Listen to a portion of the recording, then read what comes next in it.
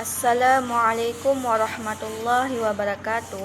Saya Intan Raudatun Nisa dari Unit 3 Semester 1 Prodi PAI ingin mempresentasikan materi di dalam kitab Aqidatul Awam dari bait pertama sampai dengan bait ke-57 mengenai mata kuliah Tauhid dan Adab. Bait pertama. Bismillahirrahmanirrahim.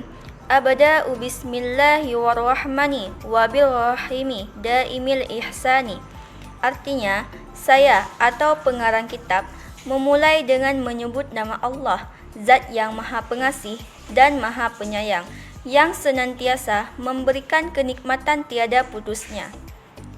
Kemudian, bait kedua. Falhamdulillahil qadimil awal wal akhiril baqi bila tahawul. Artinya, maka segala puji bagi Allah yang maha dahulu, yang maha awal, yang maha akhir, yang maha tetap tanpa ada perubahan. Bait ketiga. Bismillahirrahmanirrahim.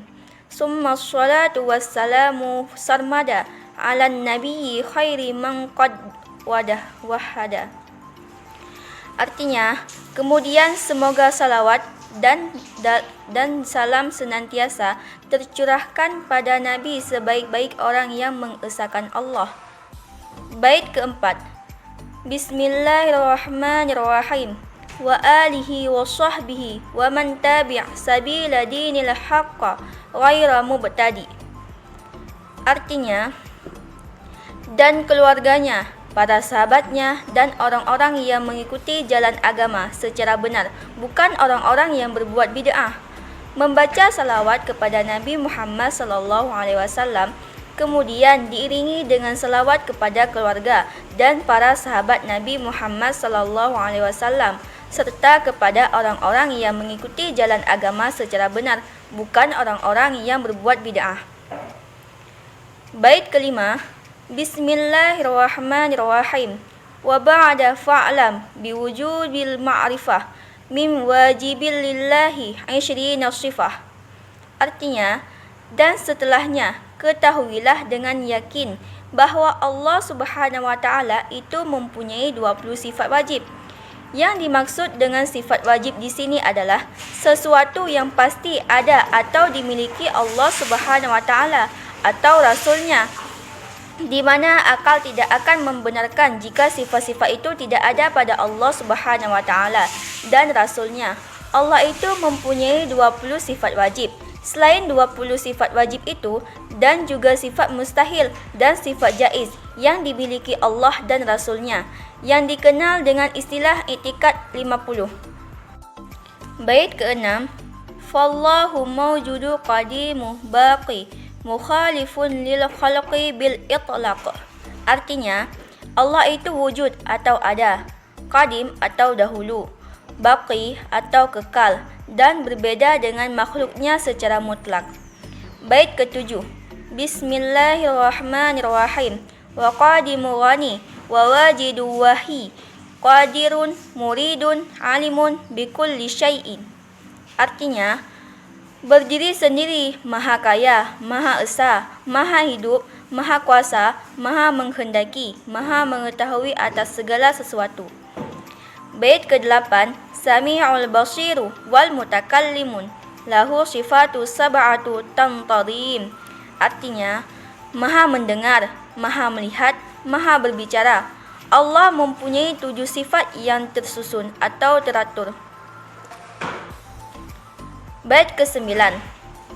Wa qudratu iradatun sama'un basar hayatul ilmu kalamus samad kalamu istamar.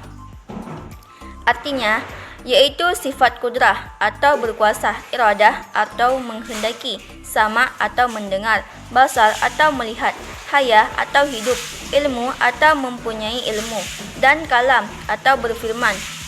Yang jika diperinci, maka 20 sifat wajib bagi Allah Subhanahu wa taala itu terbagi menjadi 4 kriteria.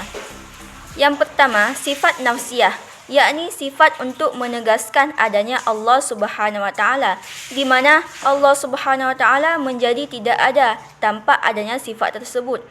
Yang tergolong ke dalam sifat ini hanya satu, iaitu sifat wujud. Yang kedua, sifat salbiyah, iaitu sifat yang digunakan untuk meniadakan sesuatu yang tidak layak bagi Allah Subhanahu Wa Taala.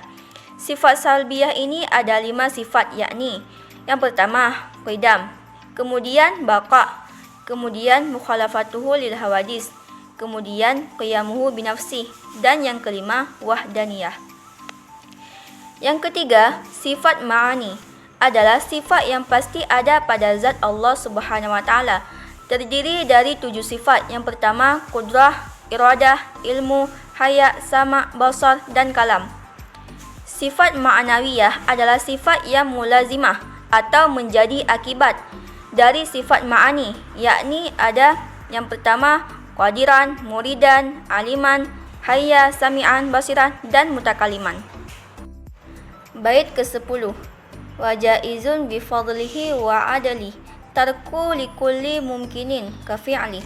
Artinya, dan boleh dengan karunia dan keadilannya. Allah memiliki sifat jaiz atau boleh, iaitu boleh mengerjakan sesuatu atau meninggalkannya.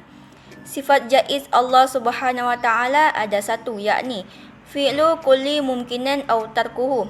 Artinya, Allah berhak untuk mengerjakan sesuatu atau meninggalkannya, iaitu tidak mengerjakannya. Bait ke-11. Bismillahirrahmanirrahim. Arsala anbiya zawi fatanah bisadaqi wa tabalighi wal amanah. Artinya, Allah telah mengutus para nabi yang memiliki 4 sifat yang wajib, iaitu fatanah, cerdas, siddiq atau jujur, tabligh menyampaikan risalah Allah Subhanahu Wa Taala, dan amanah atau dipercaya. Allah Subhanahu Wa Taala mengutus para nabi dan rasul untuk menyampaikan serta menyebarkan ajaran Islam ke muka bumi. Nabi adalah seorang manusia yang menerima wahyu dari Allah Subhanahu Wa Taala, namun tidak ada perintah untuk disampaikan kepada kaumnya. Sedangkan rasul, selain menerima wahyu, ia juga diperintahkan untuk menyampaikannya kepada kaum. Maka bisa dikatakan bahawa setiap rasul pasti nabi, tetapi tidak semua nabi adalah rasul. Bait ke-12. Wa jaizun fi haqqihi min aradi bighairi naqsi ka khafifil marad. Artinya, dan boleh di dalam hak rasul dari sifat manusia tanpa mengurangi derajatnya, misalnya sakit yang ringan. Walaupun sebagai seorang utusan Allah Subhanahu Wa Taala yang memiliki sifat kesempurnaan melebihi makhluk Allah Subhanahu Wa Taala yang lain, namun hal itu tidak akan melepaskan mereka dari fitrah kemanusiaan yang ada dalam dirinya. Seorang rasul tetaplah seorang manusia yang biasa berperilaku sebagai manusia yang lain. Bait ke-13. Bismillahirrahmanirrahim. Ismatuhum kasairil malaikah wal jibatu wa fadalul malaikah. Artinya, maka mendapat penjagaan Allah atau dari perbuatan dosa seperti para malaikat seluruhnya, atau penjagaan itu wajib, bahkan para rasul lebih utama dari para malaikat. Para nabi dan rasul terjaga dari dosa-dosa atau maksum, sebagaimana para malaikat terjaga dari dosa. Mereka terhindar dari perbuatan maksiat dan mereka meninggalkan maksiat. Karena mereka atau para nabi dan rasul adalah suri tauladan yang baik dan contoh yang tinggi sebagai kiblat manusia atau tempat mengadu atau menghadap. Bait ke-14. Bismillahirrahmanirrahim. Wal mustahilu riddu kulli wajibi fahfad li khamsina wa hukmi wajibi. Artinya, dan sifat mustahil adalah lawan dari sifat wajib, maka hafalkanlah 50 sifat itu sebagai tuntunan yang wajib. Akidah-akidah itu wajib bagi kita menghafalkannya, yaitu 50 sifat. Perinciannya adalah sebagai berikut. Sifat wajib bagi Allah ada 20. Sifat mustahil bagi Allah ada 20. Sifat jaiz bagi Rasul ada 1. Sifat wajib bagi Rasul ada 4. Sifat mustahil bagi Rasul ada 4. Sifat jaiz bagi Allah Subhanahu Wa Taala ada 1. maka sampailah menjadi akidah 50. Bait ke-15, tafsilu khamsatin wa ishrina lazim kulli mukallafin fahaqqiq wartadim. Artinya, adapun rincian nama para rasul ada 25. Itu wajib diketahui bagi setiap mukallaf, maka yakinilah dan ambillah keutamaannya. Para rasul Allah Subhanahu wa taala sangat banyak. Sebagian ulama mengatakan hingga mencapai 315 rasul, sedangkan Nabi Allah Subhanahu wa taala mencapai 124,000. Di antara mereka ada yang wajib untuk diketahui dan ada yang tidak wajib diketahui. Nabi dan Rasul Allah Subhanahu wa taala yang wajib diketahui berjumlah 25, yakni mereka yang disebutkan di dalam Al-Quran. Adapun rincian nama-nama 25 rasul tersebut akan dijelaskan dalam bait selanjutnya. Bait ke-16, hum Adamun, Idrisu, Nuhun, Hudun ma'an, Shalihin wa Ibrahimu kulli muttaba'. Artinya, mereka adalah Nabi Adam, Idris, Nuh, Hud, Saleh, dan Ibrahim, atau yang masing-masing diikuti berikutnya. Wajib bagi tiap-tiap mukallaf mengetahui nama-nama rasul yang telah disebutkan di dalam Al-Quran secara terperinci, dan jumlah mereka ada 25, iaitu yang pertama, Nabi Adam. Nabi Adam adalah bapa leluhur manusia. Yang kedua, Nabi Idris. Nabi Idris adalah kakek dari ayah Nabi Nuh, sebagai diriwayatkan di dalam hadis Bukhari. Yang ketiga, Nabi Nuh. Nabi Nuh adalah Nabi yang diselamatkan oleh Allah Subhanahu wa taala dan juga kaumnya dari tenggelam dengan disertai badai topan. Hanya saja anaknya tenggelam bersama orang-orang tenggelam atau akibat azab Allah Subhanahu wa taala. Dan beliau terus berdakwah selama 950 tahun lamanya. Yang keempat, Nabi Hud. Nabi Hud adalah Nabi yang keturunan dari Sam bin Nabi Nuh yang telah diutus Allah ke kaum Ad. Yang kelima, Nabi Saleh. Nabi Saleh adalah Nabi dari keturunan Sam bin Nabi Nuh. Salihud Qadnaku atau gelar dari Saleh karena beliau mempunyai mukjizat berupa unta. Yang keenam, Nabi Ibrahim. Nabi Ibrahim adalah Khalilullah atau kekasih Allah dan bapa para nabi. Nasab beliau sambung dengan Sam bin Nabi Nuh dan beliau adalah Nabi yang diselamatkan oleh Allah Subhanahu wa taala dari siksaan api Raja Namrud. Bait ke-17. Bismillahirrahmanirrahim. Lutun wa Ismailu Ishaqu kaza, Yaqubu Yusufu wa Ayyubu ihtada. Artinya, Lut, Ismail dan Ishak, demikian pula Yakub, Yusuf dan Ayub dan selanjutnya. Yang ketujuh, Nabi Lut. Nabi Lut adalah anak dari saudara Nabi Ibrahim atau keponaan Nabi Ibrahim, Khalilullah yang diperintahkan oleh Allah ke bumi Yadum, di mana telah hilang dari raut wajah kaumnya merasa malu atau tidak punya malu karena mereka mendatangi kaum lelaki yang sejenis atau homoseks, bukan wanita yang lain jenis. Dan Allah membinasakan mereka dengan cara negeri mereka di atas dijadikan di bawah atau di balik, dan dihujani dengan batu dari tanah. Dan Allah menyelamatkan Nabi Lut beserta pengikutnya, kecuali istrinya yang dibinasakan beserta orang-orang yang telah dibinasakan atau diberi azab.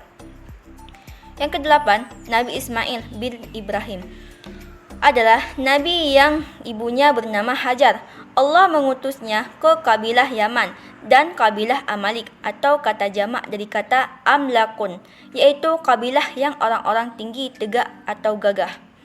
Orang-orang Amalik bertempat tinggal di Jazirah Arab dari arah Syam. Kemudian mereka tersebar di berbagai arah setelah Nabi Ismail alaihissalam mengeluarkan mereka atau mengusir mereka. Yang kesembilan, Nabi Ishak. Nabi Ishak adalah putera Nabi Ibrahim dari istrinya Sarah. Sedang Nabi Ismail adalah putrinya dari Hajar, dayang yang diterima sebagai hadiah dari Raja Namrud. Kesepuluh, Nabi Yakub.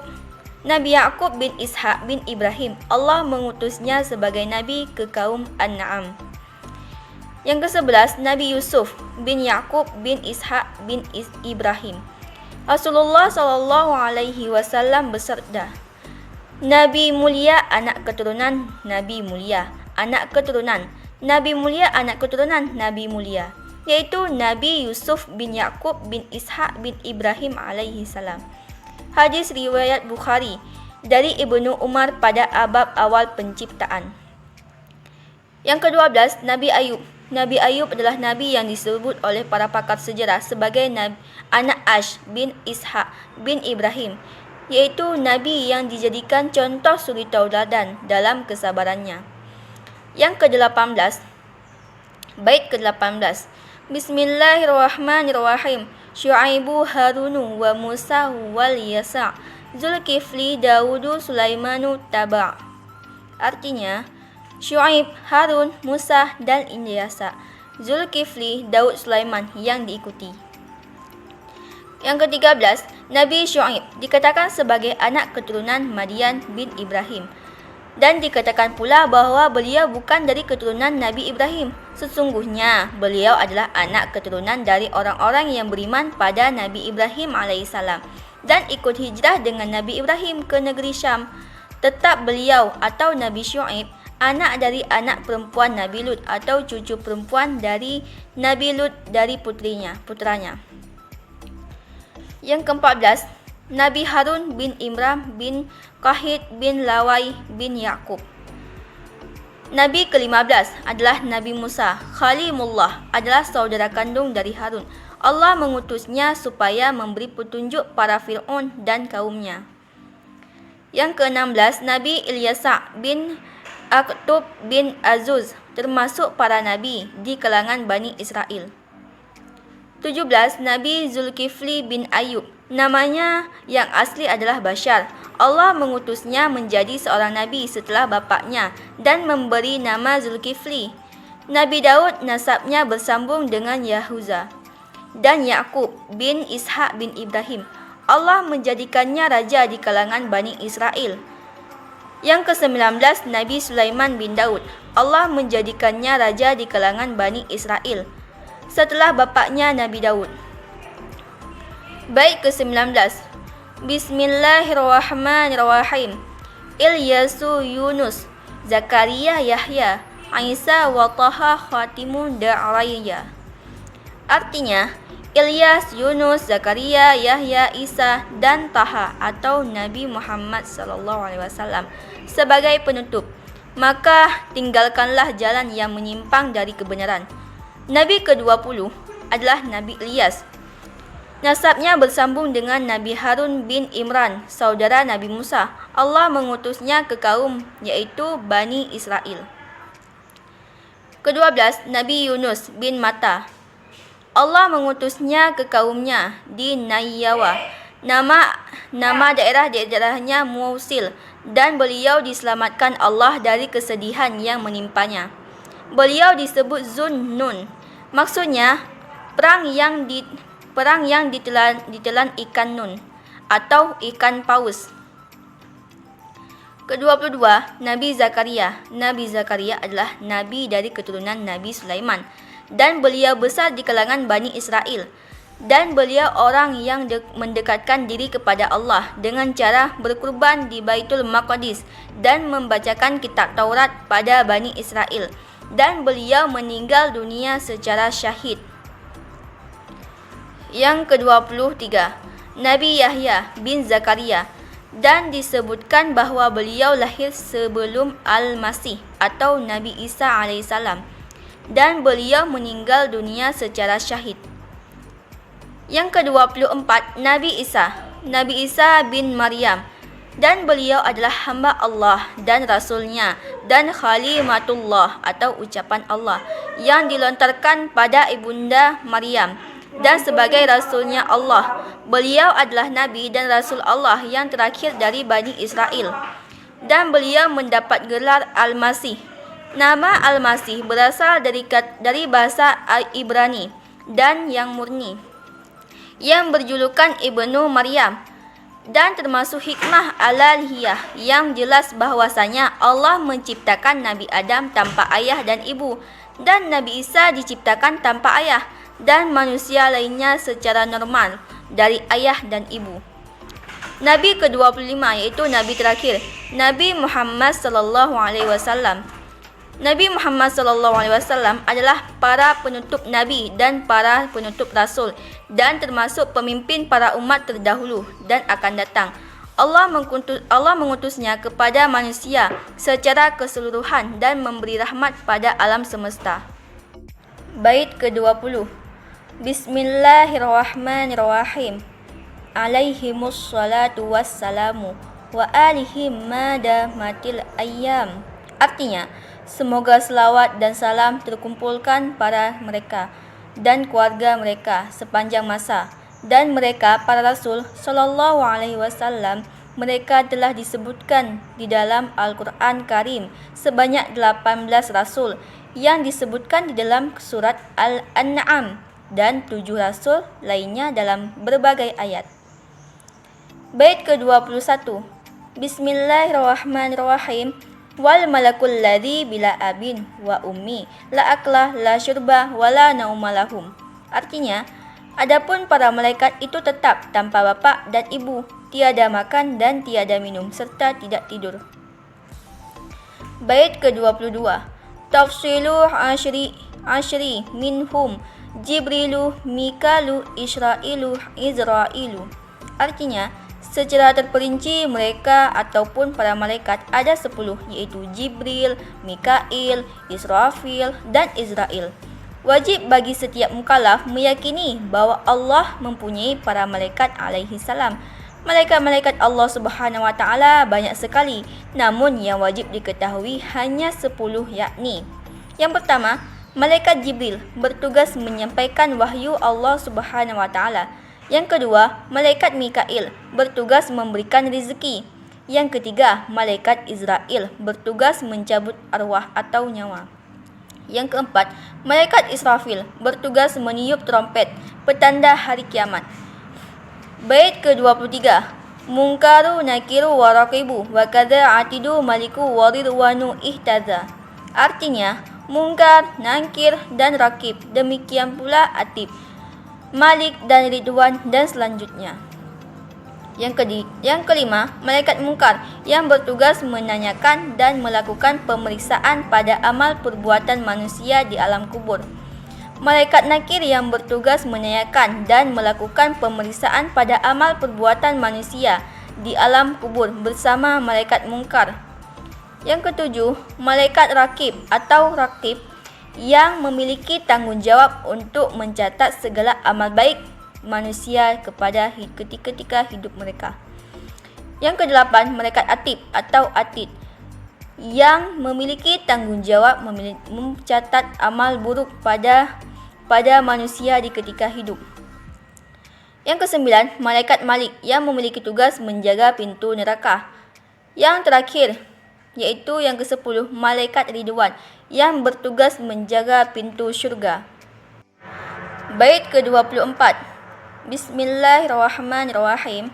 Arba'atun min kutubi tafsiluha Tauratun Musa bil huda tanziluhu. Artinya, 4 dari kitab-kitab suci Allah Subhanahu wa taala secara terperinci adalah Taurat. Bagi Nabi Musa diturunkan dengan membawa petunjuk. Adapun kitab-kitab Allah tersebut yang wajib diimani ada 4, Taurat, Zabur, Injil dan Al-Quran. Yang pertama, kitab suci Taurat yang diturunkan kepada Nabi Musa alaihi salam berisi hukum-hukum syariat dan kepercayaan yang benar. Bait ke-25.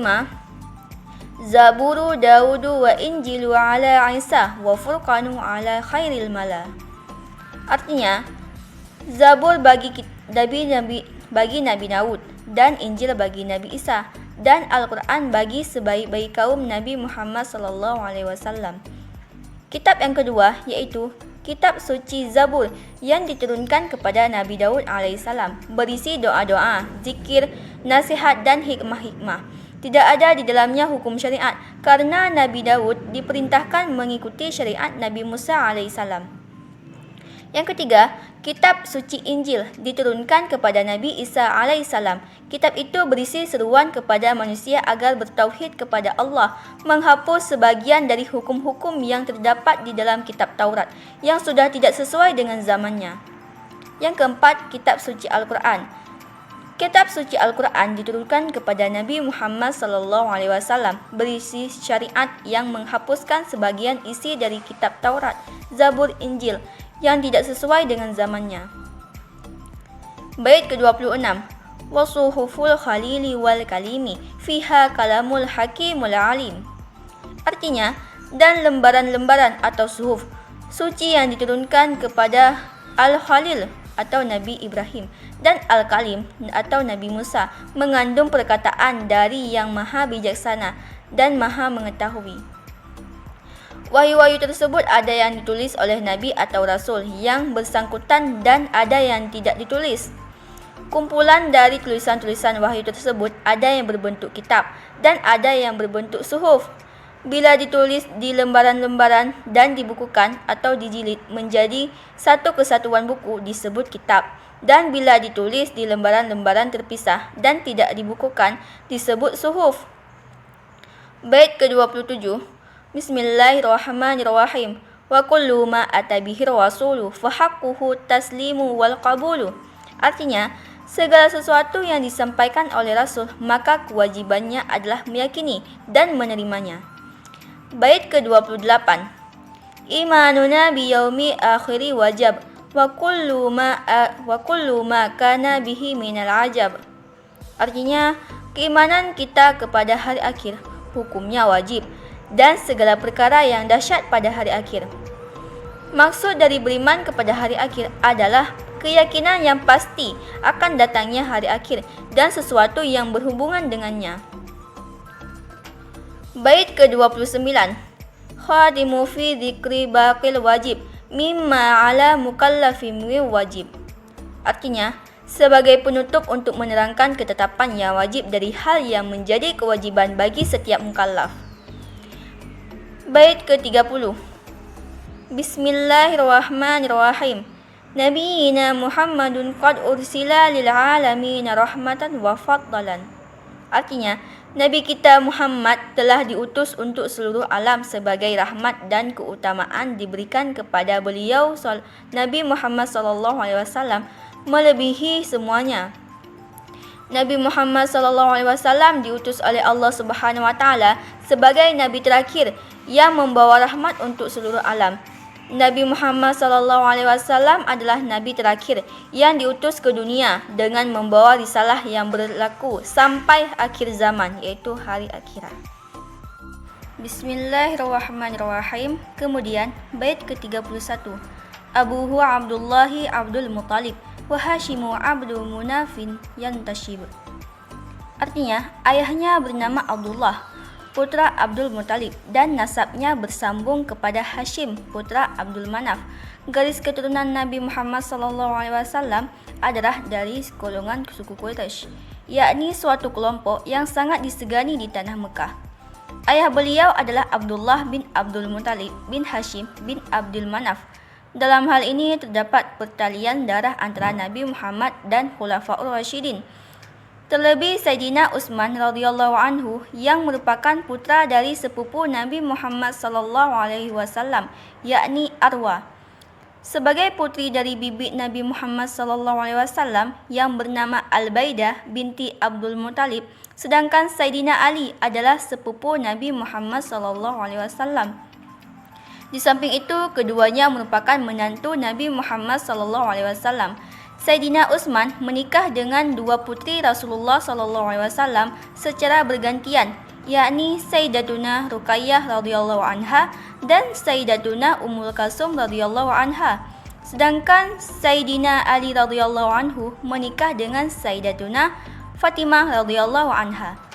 Begitu pula dengan Sayyidina Abu Bakar radhiyallahu anhu dan Sayyidina Umar radhiyallahu anhu yang merupakan mertua Nabi Muhammad SAW.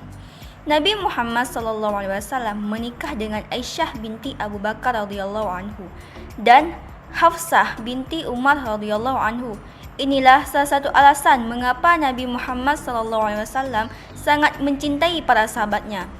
Nabi Muhammad SAW tidak segan-segan memuji para sahabatnya dan menyebutnya sebagai generasi terbaik Islam. Secara garis besar dari jalur ayah Nabi Muhammad SAW adalah sebagai berikut.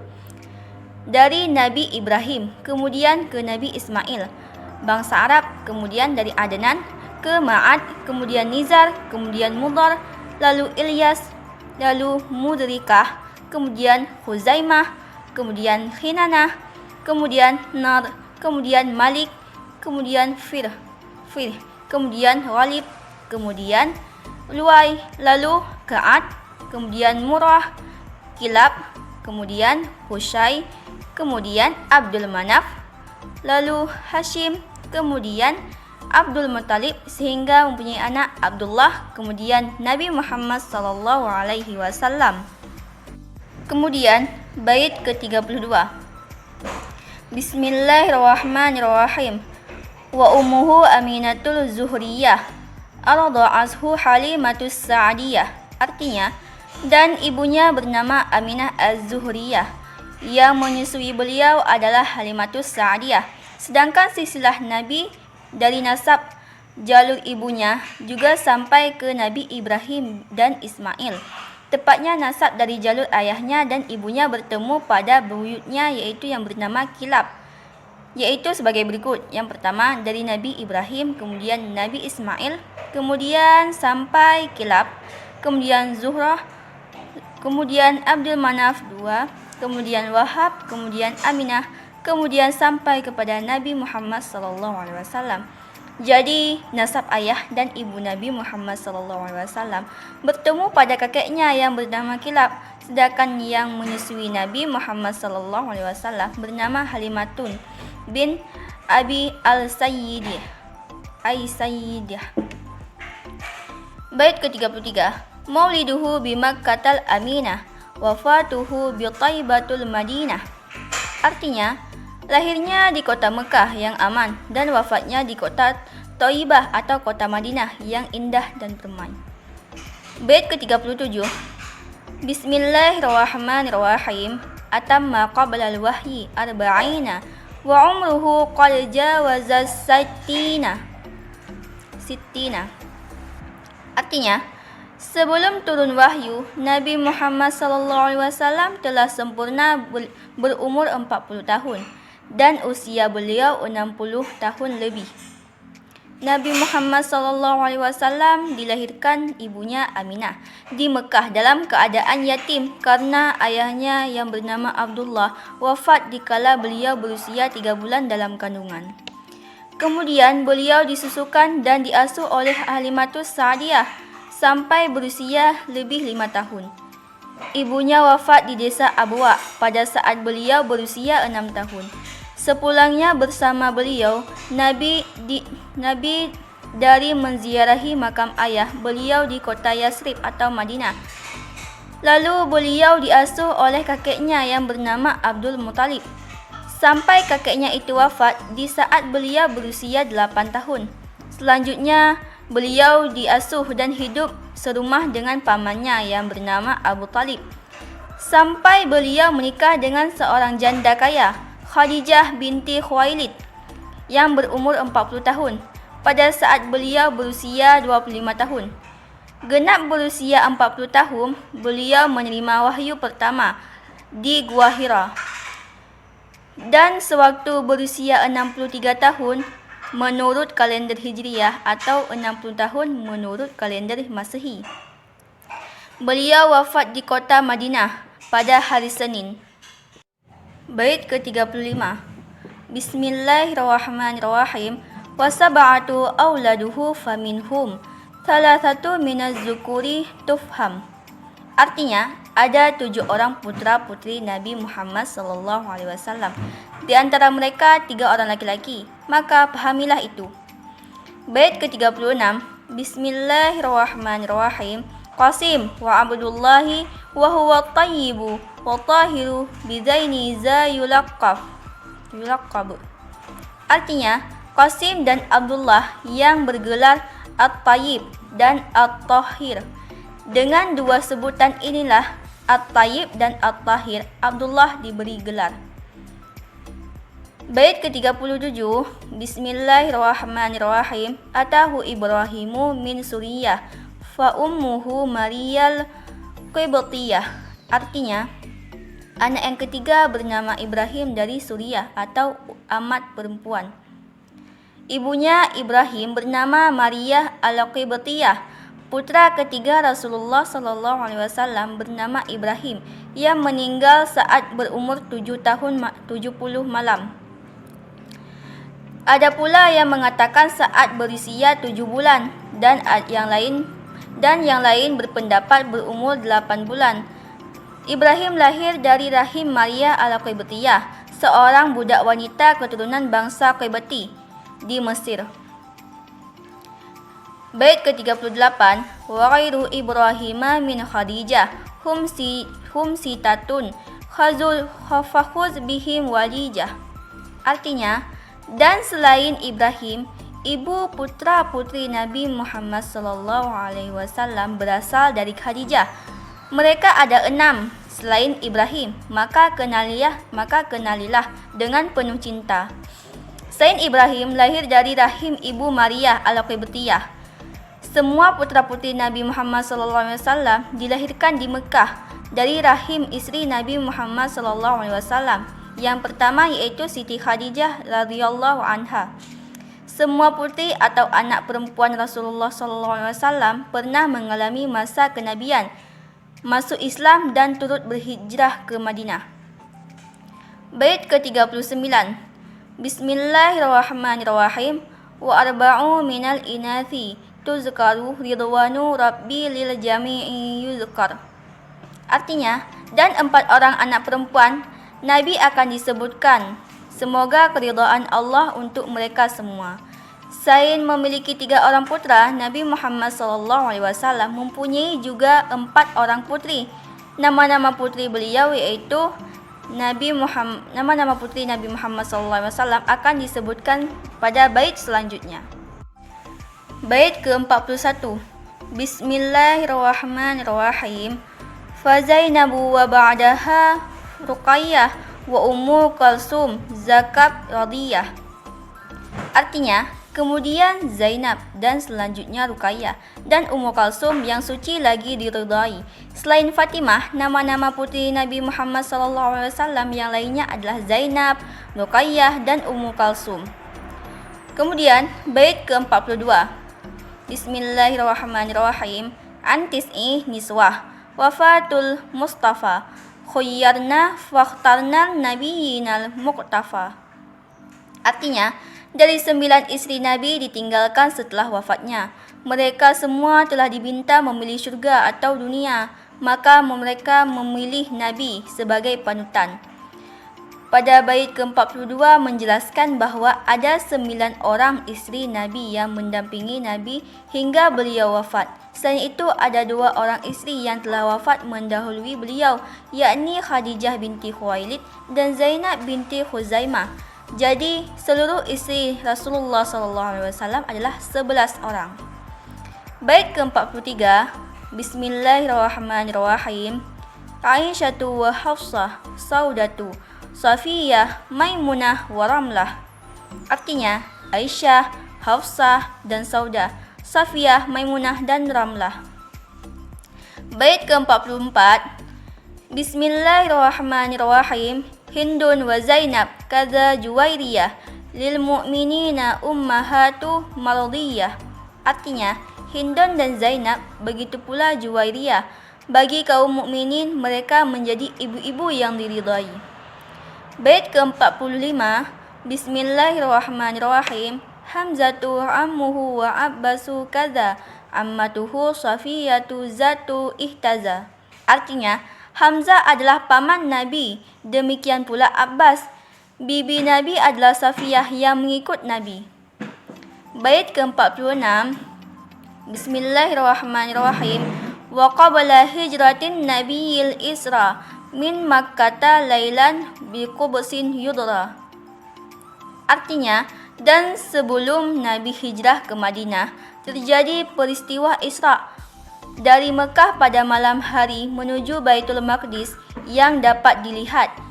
Isra adalah perjalanan Nabi Muhammad SAW di malam hari dari Masjidil Haram ataupun di Mekah ke Masjidil Aqsa hingga ke Palestina.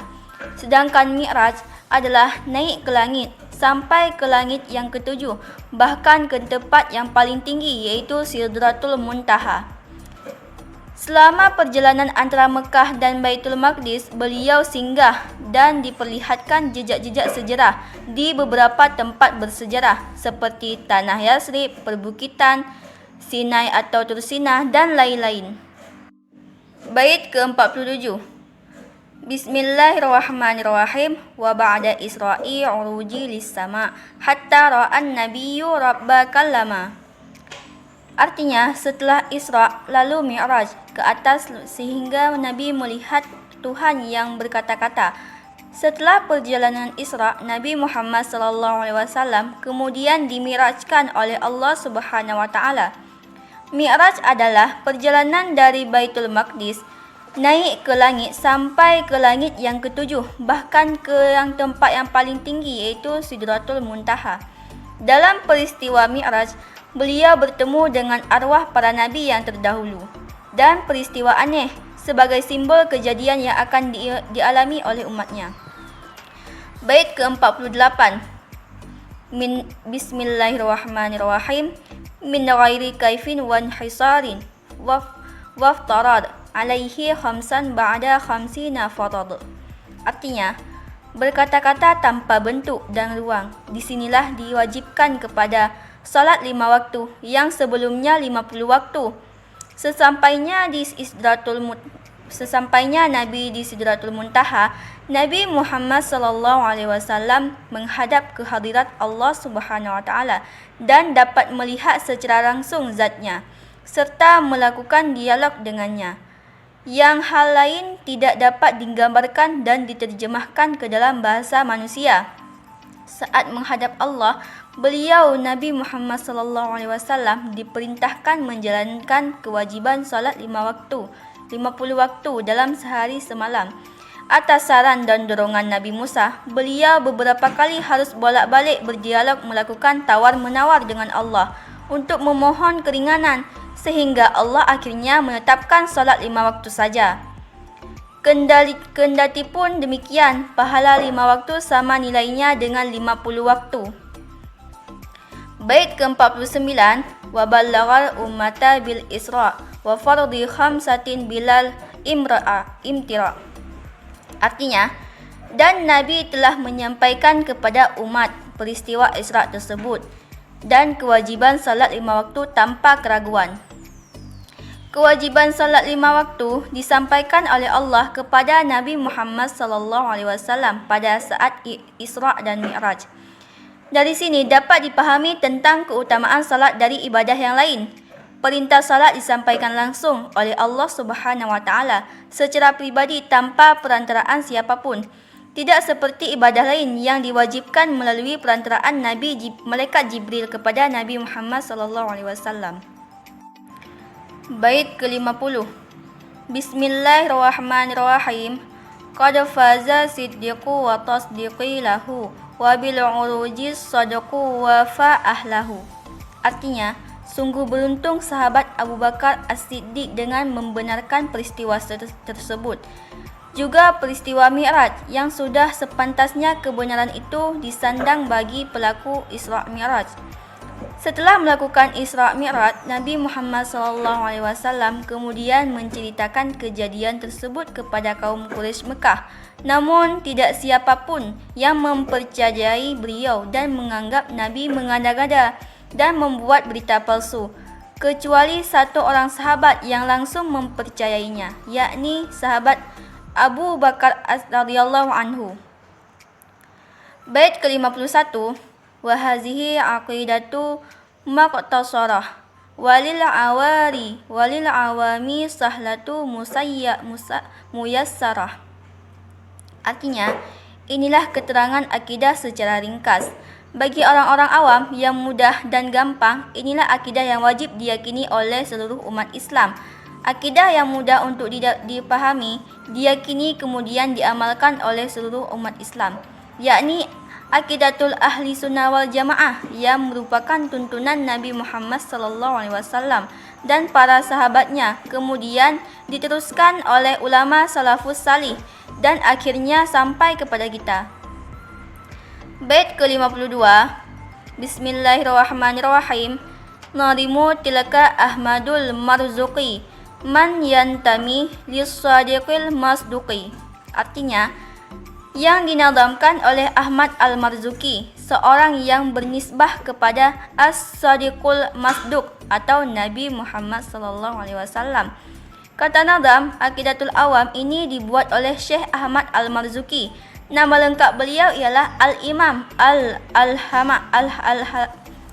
Al-Allamah Ahmad bin Muhammad bin Ramadan bin Mansur bin Al-Sayyid Muhammad bin Syamsuddin Muhammad bin Al-Sayyid Rais bin Al-Sayyid Zainuddin bin Nasib Al-Din bin Nasir Al-Din bin Muhammad bin Qasim bin Muhammad bin Rais Ibrahim bin Muhammad bin Sadi Marzuq Al-Kafafi bin Sidi Musa bin Abdullah Al-Muh bin Al-Imam Hasan Al-Mutana bin Al-Hasan Al-Sad ibnu Al-Imam Ali bin Abi Talib Al-Maki Al-Marzuki Al-Maliki Al-Hasani Al-Husanini.